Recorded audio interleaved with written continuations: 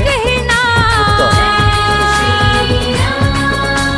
हर घर में अब एक ही नाम, एक ही नारा गूंजेगा। मेरे भारत का बच्चा बच्चा जय जय श्री राम बोलेगा। मेरे भारत का बच्चा बच्चा जय जय श्री राम बोलेगा। हर घर में अब एक ही नाम, एक ही नारा गूंजेगा। जय जय श्री राम। मेरे भारत का बच्चा बच्चा